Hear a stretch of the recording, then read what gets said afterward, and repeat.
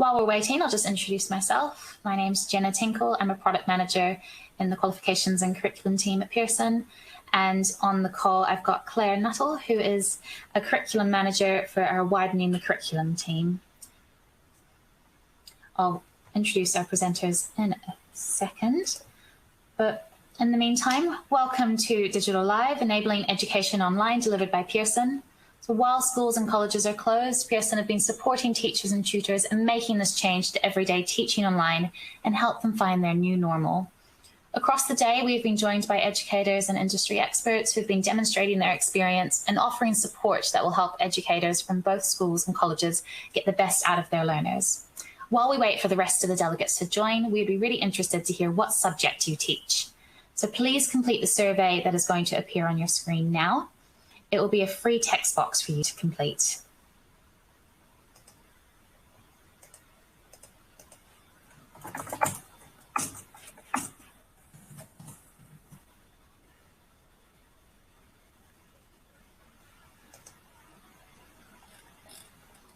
So while you're completing the poll on the screen, some housekeeping points. All participants have the opportunity to send in questions via the chat box. We're going to give the opportunity to answer some of these during the session. We're going to do that after the presentation with a live Q&A. If we're not able to discuss or respond to all of the questions, we will follow up after the event. Right, so I am now delighted to introduce Nick Brown and John Taylor, who will talk about successful implementation of project learning in an online environment. Nick Brown is head of MFL at Lincoln Castle Academy. He is a teacher of languages with a passion for project work. He has been a head of department in schools in a variety of different contexts and worked as an assistant head teacher with responsibility for teaching and learning. Nick spent a year secondment as a county advisor and has a master's degree focused on preparing students for life beyond the classroom. He has taught maths and the extended project qualification and spent time as the lead educational manager for a social enterprise. Dr. John Taylor is Director of Learning, Teaching and Innovation at Cranleigh School. John works closely with staff, providing professional development opportunities and organising and leading CPD in areas connected to independent learning. Dr. Taylor is a chief examiner of our project qualifications at Pearson, with extensive experience in guiding schools with the development of their approach to independent learning through project work. This session is about project learning, which is ideally suited to an online learning environment. Learning is richer and more rewarding when we teach learners the skills they need to take charge of the learning process and embrace the opportunity to utilise questions and challenges that engage their interest. This session will explore how to make a success of moving to online learning by utilising the power of the project approach. So now over to Nick and John to take you through the session. Thank you. Thank you, Jenna. Well, hello, everybody. As Jenna says, Nick and I are both advocates of, and we feel, and really the main point we want to discuss with you today, we feel that there's a unique opportunity now for expanding our project provision to our learners, particularly because, of course, for most students at the moment, examinations have gone by the wayside. And so we have a unique opportunity to look at other modes of teaching and learning and assessment, and project learning, we think, an enormous amount to offer in this context. So I think for me, there's a very natural fit between project learning and learning. What I mean by that is that the two can reinforce each other. So, for example, if we are keen to make a success of the online distant remote environment, we do need students to be capable of working independently. But those skills, the ability to manage their time, the ability to inquire, to research, they're not innate to support. And project learning through projects provides an excellent context for teaching students those skills. So setting project work helps to facilitate the development of the skills that are needed for success of online. But we're also going to explore how the link goes the other way as well. And there are now such great tools available through online learning platforms, virtual platforms. Tools really do facilitate the processes of planning, researching, creating and reviewing. And it's those processes that are really central to the project process. That's really by way of introduction from me. Sorry to interrupt you. We're having a bit of cutting out, so maybe perhaps when you're speaking, if you turn your camera off, that might make it easier. But thank you, and we'll move over to Nick for now. Sorry, everyone. We're just all working from home, aren't we? Dealing with these challenges together. Absolutely, but this is actually where the opportunity is for EPQ to help students deal with these challenges as well. If we do move on to where we are, onto our fourth slide, this really is about giving students the freedom to choose their own questions and challenges. Obviously, we've seen a challenge with technology already today, but it's about allowing the students to grow. Now, if you have a look on the slideshow that we've got in front of you, we've got an energy transfer process. Normally, you'd probably teach that in a classroom as a science teacher. But what this is about is saying to the students, well, what does it look like at a practical level with your surroundings? What is the science behind, because this just happens to be a science focus, the window from your world? What world are they in? Where can you see the science? So it's making a really clear link to, we know you're stuck at home. Instead of just going to the toaster, think about what it is. Now, this is an example which we will dig a bit deeper on in a minute. This is an example where a project has been set by a teacher to enable the student to get some, and the learners, from this one, it happened to be a school, but it could equally be a college, to get the students and learners really considering what they needed to, but from their home environment. Now, we know, obviously, most students are currently at home, and now more than ever, learning has got to begin with their world, as we've said.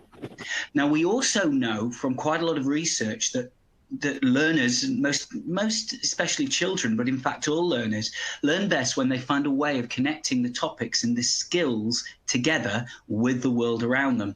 So again, looking at that toaster, that is just, this is the science in the classroom, this is it in action at home. And it isn't rocket science either, that we all learn best when we're interested, because engaging learning makes it effective, makes it stick, if you will, and equips students with those skills far more easily. Learning is more engaging and more meaningful and more effective as well when it begins with questions that learners themselves set. So going on to slide 5, we mentioned very quickly the freedom factor of this project. I'm taking you through an example of one, energy transfer. That's an example where the topic is prescribed. But with EPQ or project-based work, or we can let the students know and learn how to engage with the material. The example on slide 4 says, talk about energy transfer, use an example of a toaster, but it could equally be another piece of equipment. And it says there, do it as a PowerPoint. It could equally be, do it as an animation, do it as a slideshow, create your own mind map. And again, that is what EPQ offers. People are far more interested when they have choice. But what this does, project work, is it puts students in the driving seat for organising their schedule. The notion of, we want you to complete this task, let's discuss a question, and you can go through with that question and develop it as you wish. It is to enrich their understanding and deepen their understanding. And also, as they are at home, they've got their opportunity to practice and hone their independent skills, but equally, they've got a framework in which to do it with the project. They've got an end goal. They know where they're going. And I have put on the slides, I do feel very passionate about this, that in-depth learning. You could study a French philosopher, Voltaire. You can't necessarily do that very easily at the moment in a school with 1 hour, but actually having the freedom to spend a bit longer on it and really find out a point of interest might be really good. And it develops, obviously, their inquiry skills. Now, I feel very strongly, I don't know how many other teachers agree, we need to go beyond Wikipedia. We need to look at what people are thinking and what learners are doing. So what about using Google Academic or other websites or other search engines that are obviously, as professionals, you're all very aware of in schools and colleges? Because really we're developing them and we're asking the learner through a project what an opportunity that they can express themselves the way that they want. So I'll pass back over to my colleague, John. Okay, thank you, Nick. Apologies to everybody for quality. We've just changed the setting and my video link off, so I'm hoping that that's improved the audio connection for you. So Nick has emphasised the value of giving students choice, and that's central to project work. Projects are questions that students choose because of personal interest, because of persuasion.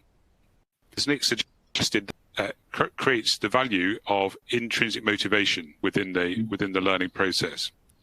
So freedom of choice is one central principle. I think another principle of project work is time. We need to allow our learners time to explore ideas in an extended way rather than just jumping from one to another. So, for example, as Nick suggested, if they are set an extended project, they might be working for a period of weeks or potentially even months on a single major task. That task, which extended over time, becomes the basis for a really rich learning journey. And I think the move to extended is valuable, particularly as we're working in the online domain, because we cannot anymore assume that all learners will be working on the same task at the same time, synchronous manner. There may be all kinds of technical problems. There may be difficulties that they have accessing the online platform. So we need to give the learners much more freedom to control time. So project work, in that sense, again, aligns very naturally with learning in the online domain. Okay, so I'll hand that back to Nick now to talk about through projects. Yeah, so thank you, John. I think what we're already seeing about some of the project work that we're discussing, I will recap just one of John's points, which I think is so vital with project work. The current climate means whether parents are juggling childcare with key worker jobs, with meal times, etc., whether there's a large number of people in the household who have to use the laptop, project work can fit around that individual. So not only is it the individual's choice, it's beyond that. It's enabling the student to work when they want. Now, project work has many advantages. We could say very clearly, you need to write 1,000 words, and I'm not suggesting that, it's just off the top of my head. You need to write 1,000 words, and I need it in 4 weeks, therefore 250 words a week. Now, that is a very, very valuable staging post that you could implement as part of project work to give the students a target. And that's a key thing I wanted to come through at the moment. I'm sure many of the schools and colleges out there are finding that what we've done is we found during this situation to keep our students going for the long haul is actually quite tricky, but it's also a vital life skill. So making the best out of a difficult situation, what project work can do is actually support the students in their own personal development during this time. Now, obviously, recapping yet again, but this is vital. The students can have the opportunity to explore their interests. Now, this could complement the school or college curriculum, so enabling them to really dig deep in something they want to do. But equally, it could go beyond the school curriculum, perhaps an area or a subject that the school, college is unable to offer, or indeed the qualifications framework currently doesn't offer. For example, an in-depth study of the Georgian language, for example. They can develop their conceptual knowledge, but it can be set or guided by that teacher and mentor.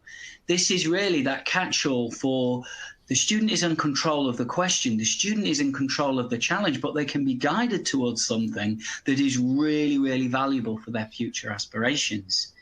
And I do think at the moment, what this project does allow us to do is to allow the student time. We all need time to let things sink in, time to say, I'm not sure how I'm going to write that paragraph today. I'm going to come back to it. The constraints of a school curriculum, meaning 24 or 25 blocks of time, mean that we don't necessarily always have that time to revisit, and that can turn students off, but it's giving them that opportunity. But also, as a teacher and mentor, and I think this is a vital aspect, I'm a teacher myself, at this current situation, this project means we can check in with the students and tell them we're still there for them. Ask them how they're going, ask them what they're doing. So the project could frame almost a pastoral approach to making sure that they are still motivated, reiterating my first point. And I have just put on the slides, I think it's vital. Less than 30% of teachers are really regularly setting project work. But let's reflect on our own studies, whether that be apprenticeship, whether that be workplace, whether that be university, or whether that be a job. How often are you giving a project that you must organise to work within over a long period of time, maybe several weeks or even months? Well, we're not necessarily practicing those skills with our young people, and I really leave you with the challenge of making our learners project proficient to help them for the future. Now, I'll now pass back to my colleague John.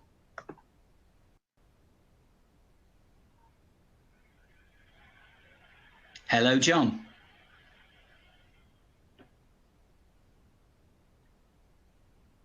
I'm sure he is there. I know technical issues are all on a learning curve. John, are you there? That's right, Nick. Would you like to continue for us? Is that okay? And just a quick reminder to everyone to pop your questions in the box at the bottom of your screen, and we'll be able to answer them after they finish speaking. Thank you. Yes, apologise. Well, we do know we're having some technical issues. So, I mean, the question I throw to you, we're on slide 7, slide 8. I'm very much asking, so how do we get started? Well, first of all, I've just put some titles: FPQ, HPQ, EPQ, and very excitingly, EPQ Express.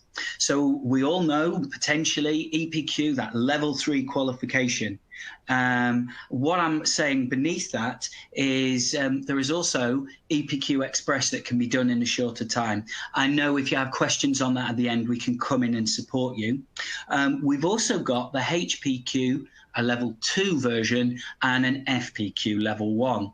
Now, why I'm presenting those is because they already are a ready-made framework to support your projects and to give rewards for your projects. So that's something that we like to put on the screen. Please feel free to throw some questions in because they're there. And obviously, John and I are there to answer your questions at the end. So how do we get started? What do we need to do? Well, let's go back. We're giving the students choice.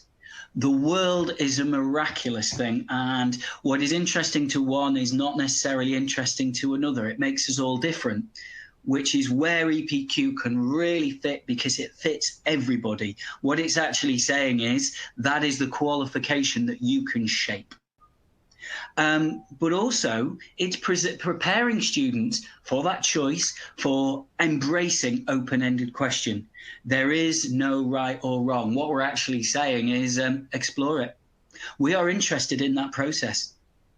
Now, I happen to be interested in languages, but I also teach maths, fascinated by it. I see a huge link. But what about the student who that isn't their thing? How do we tap into them? Or how do we increase their confidence in that area? How do we make the statistics that are vital meaningful for them on their apprenticeship, on their project in sociology or whatever that be? But also, we can teach them through technology. What about checking in with your students? What about Google Classroom? What about saying to them, where are your 250 words a week if we went down that model? How are you going to use that framework to support your learners? They get more proficient with choice. They get more proficient in considering the question and in-depth thinking. But we must also teach them the skills they need. I do have a big issue. Look beyond Wikipedia. You know, other websites are available. I'm not saying there's anything wrong with it. Fantastic resource. But what I'm saying is, how do you get beyond that, and how do you get the students to think? Well, that's what this does. So let's look at more detail at the process. You want to give students the freedom to choose. Quite literally, they can do anything. I'm very aware. My next door neighbour, but two, is saying, he's in year 11. He's saying, I am using this time. I know what my future aspiration is. I'm going to do the EPQ. And what I'm going to do is I need to start thinking about what question is interesting to me. The teaching is delivered through an online platform. There's sections of little videos he can look at. A 5-minute clip on how to improve your research skills or how to organise your essay is really, really, really useful for him. And that obviously is looking at the technology. Now, we do obviously live in a world where the students ask, what do I need to do to get this grade? What are they needing to do to answer this question? Oh, by the way, can I add, keep your questions coming. Some of the documents we will get through in summary and be able to pass to you. It's fantastic to see your questions. I will get back to them. And thank you for the person who's asked, do computers think? We'll make sure you can see that as well. And can I also add, at this stage, this script that we've done, myself and my colleague John, we will make available to you. It's a more in-depth version of the PowerPoint. Obviously, it's so I don't forget anything because I'm so passionate about this qualification. Now, looking beyond the pressure teaching to the test, this is a unique opportunity, this project learning, to explore that different mode of learning. The key to this is answering that key open question. It's making sure that the students explore it in depth and grow. This is the beauty of this. It enables students and learners to grow in schools and colleges. Project learning means letting go a little. Now, I find that a little scary at times, you know, letting go of the reins and making those students independent learners. Okay? But then how will we know if we were making progress? Do you remember I've already referred to that online video or that online checking? What about those 250 words a week? What a marvelous pastoral tool for a mentor, but obviously it will take the students even further because they are embracing their technology, not for a job application form say I can use PowerPoint. They've done it in a meaningful way. So let's make sure that we know that.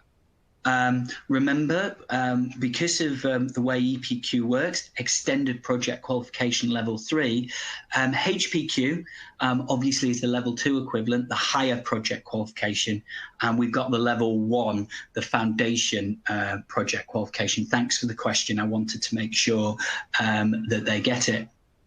Now, what I'm coming to and what I feel is, we need to teach the students the skills that they need, the research qualities, the questioning qualities, the exploration qualities. Some will need more support and some will need the opportunity to grow. But we know these are what we value, the independent inquirers, that organisation and all of that. And so vital in today, it's so easy to not use this time that, you know, that we found ourselves with, or to help them grow as individuals. So we need to teach the students those skills, but also by practicing those skills and honing those skills, we will be in a really strong position for making our students work ready or progress indeed to their next stage in learning, which obviously if we go back to education, to bring out their best from the Latin, educere, that's exactly what we're all trying to go. Now, my colleague John is going to just come in there, and then I think we can start answering some questions. We're just going to see if we can just get to John right now to add some comments, and then we'll see. If not, we can do a little bit of summing up. Thank you for being patient with us anyway. John, are you there to chip in? Yeah? No? Okay, right. So what I feel we should do now is we should start asking some questions. Remember, I'm that classroom practitioner. That's why I'm here. But there are other people who could answer some very detailed questions on some of these qualifications or how they have dealt with them. And also, can I just point out that we've got a list of everyone who's attended. So the resources that I've mentioned. So obviously the slides. I've called it our script, but it's myself and John, our detailed presentation notes behind this. We can make sure you get it. And then obviously what we can do is we can send out a variety of other resources, including links, should they be useful to you. Okay. For a situation of creating, Claire is now going, my colleague Claire is going to read out some questions, and then myself or John are going to come in. My colleague John is switching to a new microphone. We think we've had a tech failure. So Claire, if I can pass over to you. Yeah, that's great. Thanks so much, Nick. Really, really interesting. So there's quite a few questions come in, and we have answered a few of them as we've gone along.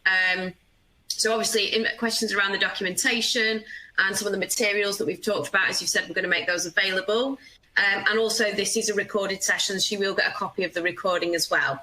So I think there was a few questions, and you perhaps will just clarify, is around the what the FPQ, HPQ, EPQ stand for, and sort of, yeah, basically what do those acronyms stand for is one of the first questions. So Nick or Jenna, I think perhaps could probably answer that. I don't mind too. I'll give a quick answer to that. So the FPQ is a foundation project qualification, which is for level 1, and it's for the lower grades of a GCSE. It counts as half a GCSE, so students can do it during their Key Stage 4 year. The higher project qualification is the higher grades of a GCSE and counts for half a GCSE at level 2. An EPQ is an extended project qualification at level 3, and learners can do that during their first year of sixth form or when they're at a college. And also, Pearson have just launched an opportunity for students to do all 3 of these qualifications throughout their summer term in 3 to 6 months as an express fast-track qualification to make the most of the time that they would normally be spending revising for exams and sitting their exams.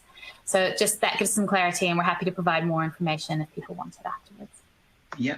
Yeah, absolutely. That's great. Thank you. So there was a question around, so for situations of creating tasks to produce a project based on programming types of subjects, some learners do not have access to software. So we ask them to use web-based learning websites, i.e. W3 Schools, Code Academy, etc., and useful links. So I think that's more of a suggestion actually than a question of things that people can use. You also mentioned Wikipedia, Nick, as a website that's often used to support projects. Are there other websites that you recommend, or other avenues or resources that you would suggest might be more appropriate or could support project learning as well as things like Wikipedia? Yeah, I mean, the main one I encourage my learners, again, I don't want you to feel I'm negative towards Wikipedia. It's just sometimes you do need more depth. Google Academic is fantastic. And obviously it would depend on the specific subject involved. The beauty with an extended project qualification is it can link to other subjects. So in A-level French, for example, the students have to do an independent research project that is examined purely by a speaking exam. Now, where the resources are for that, they could go on to Google Academic, and they could be very specific of looking for things within the French language or things for this particular author, and a series of articles would appear. Now, I know colleagues who work in different fields, such as history, have used exactly the same process by narrowing, saying, we need articles relating to this. And it offers a series, some very high-level academic articles, some not so, but it is so easy to use and so easy to find relevant resources. So that would be my main recommendation. It really does help learners. So that's my main one. Great, thank you. Other questions around, I'd say, sort of towards the delivery. There's questions around whether or not you can connect this to the A-level independent investigation in geography. I think you've kind of suggested that for MFL, so presumably it would work for any subject where there's investigation.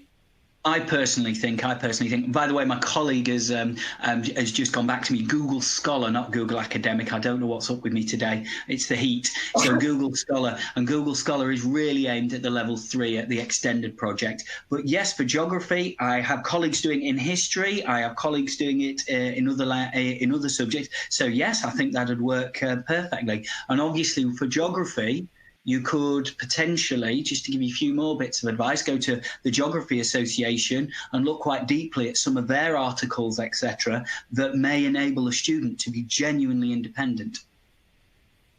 Brilliant. Another question then is around to develop the communication skills alongside all the other skills that you mentioned. Could students film a pitch or presentation to show that they can present their ideas well and communicate ideas effectively to the audience? So to make sure that student can be aware of the need to verbally communicate. So essentially, could they create pitch or presentation and present ideas that way? Yes, I'll just clarify on an earlier point, by the way, for the geographer, I'm really sorry, and for the French. A student is not allowed under Ofqual rules to present an exact project and almost get double credit for it. But so the EPQ, it could not be a repetition of their exact geographical project or exact French project. The way we can use EPQ is using that subject as a starting point to enable learners to really dig deeply, almost beyond the curriculum, if you will. Okay, so that's something to bear in mind. First of all, I just wanted to make that absolutely clear. Claire, for clarity, could you repeat your question just so I can answer that directly? Yeah, sure, no problem, thanks. So it was around developing communication skills alongside the other skills that they'd be able to gain by delivering one of the project qualifications. If students were to film a pitch or a presentation to show that they could present their ideas well as a form of communication, is that something that can be done? And would that be, I guess, an assessed element to the qualification or support the qualification outcomes? I think I'm Nick, actually, if that's okay with you. So yeah, the project qualifications have 4 project outcomes. So you can do a performance, you can do an artifact, you can do an investigation or a dissertation. And the brilliance of that is that you can do any types of projects. So we are going to provide some more information on the qualifications after the session. And we're going to get John, who's the chief examiner, to answer those. So hold tight and we'll give you a bit more information and some more student exemplars to show the complete freedom and flexibility of this to be able to do all of those project suggestions that you've just popped in that box. Brilliant. Right. Shall I continue with some questions, Jenna? Are we okay for time? Yeah, great. Still got 10 minutes. Thanks. Brilliant. So there's another, I don't know if you'll be able to answer this specifically, but there's a question around English, if there's any tips. So I choose an Author's Corner project this week and gave the students lots of resources. Would love to have some additional ideas. Any sort of suggestions or ideas around English? You might not be your subject though, Nick, but just thought I would ask that. I think that's a very good question because as an MFL specialist, we analyse literature, if you will, at times, or film or whatever. I think just sit back and think what the extended project qualification or project learning offers. It is genuinely the student is in the driving seat, guided by obviously yourself as a teacher or a mentor. So if you do an Author's Corner, you can very much take that wherever you want. So look at the questions, obviously, that can be in the A-level. You could stretch it further. You could take it beyond that curriculum. The focus of EPQ is very, very much the process. The learner, obviously, has the outcomes, as Jenna has said. One of them is the Unit 1, is the traditional, I will write an essay style response. For many learners to prepare for further work opportunities or university opportunities, that fits very well. But it doesn't just have to be that. So you take your passion for that author and somebody could explore it. Be really, really bold because the process is the vital thing. How has the learner developed? How has the learner examined? What has the learner been through? And that will come through in their assessment. So that's how it could link very, very well. That's great, thank you.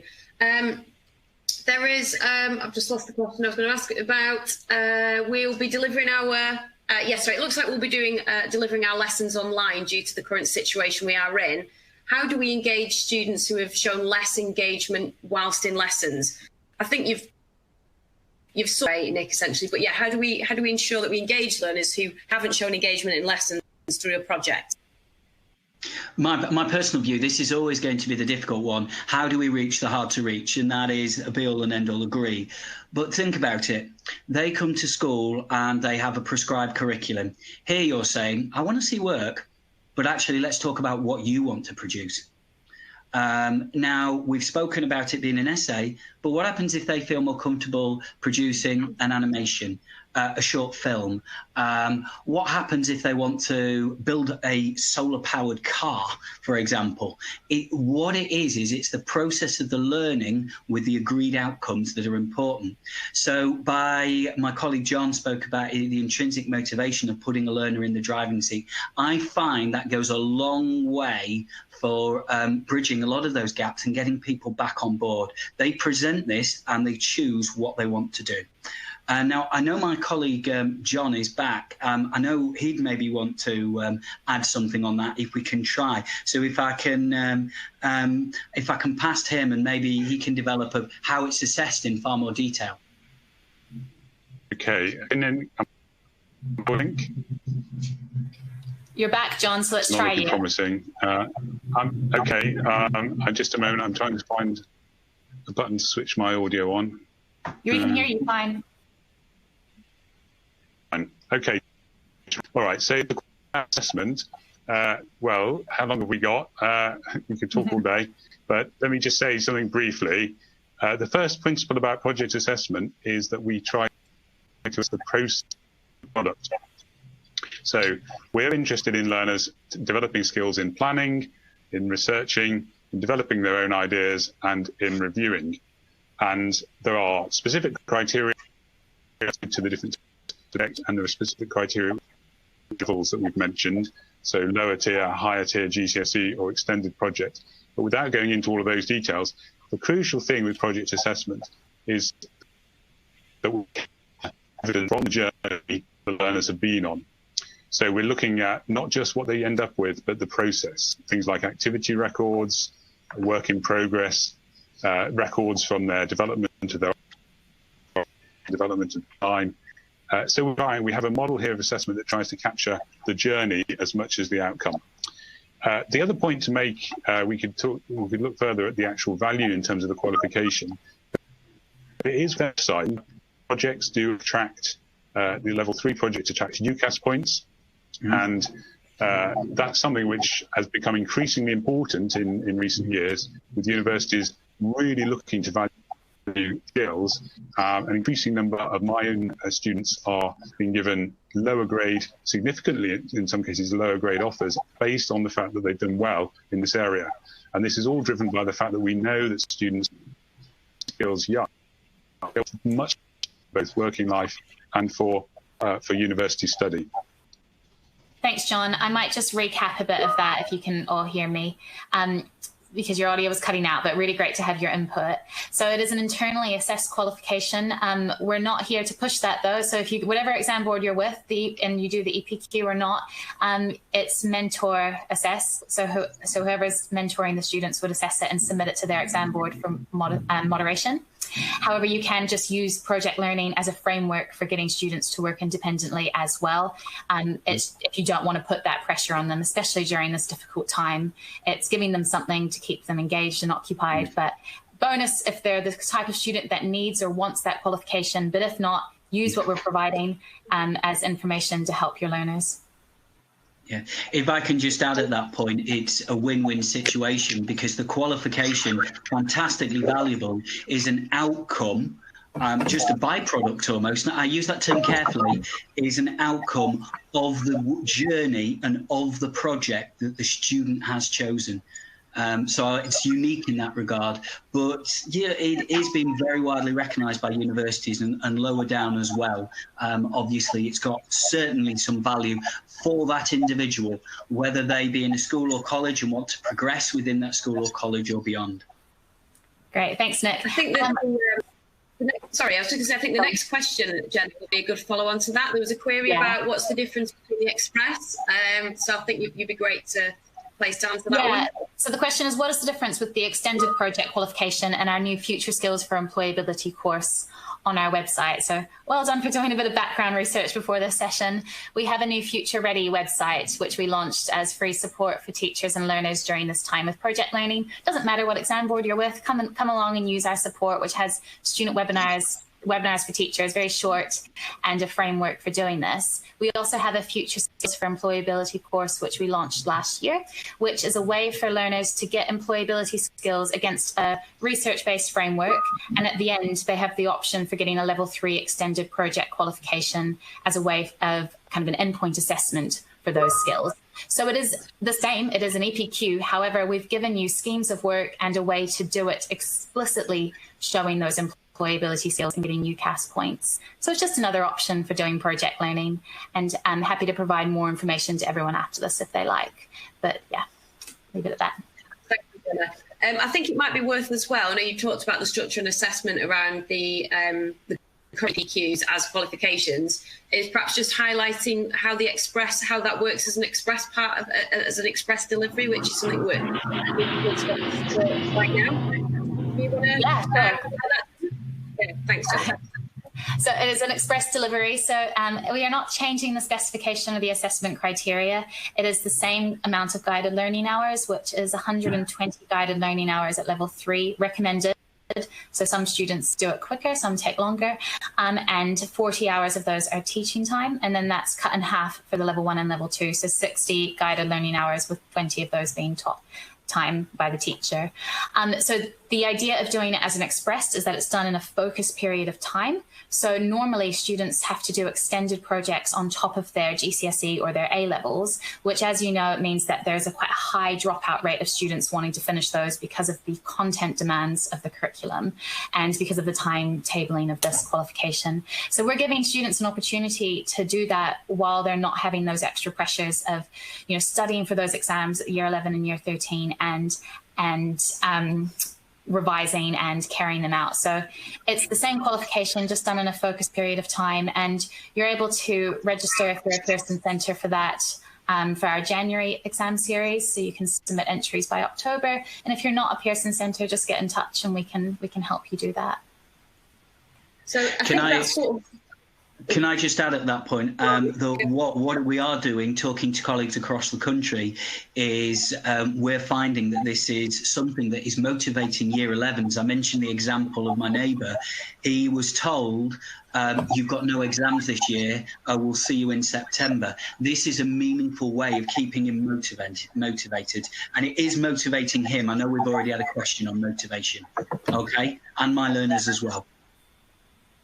I think it's worth mentioning on top of that, Nick, that these learners are now feeling like they're the generation that don't get to sit their exams, and that's going to be carried with them for life. When we know that's not true, we know that they're going to, be kind of taking off into this wonderful world of higher education or work or whatever they choose to do, apprentice. But this does give them an option to do a qualification to feel that extra value.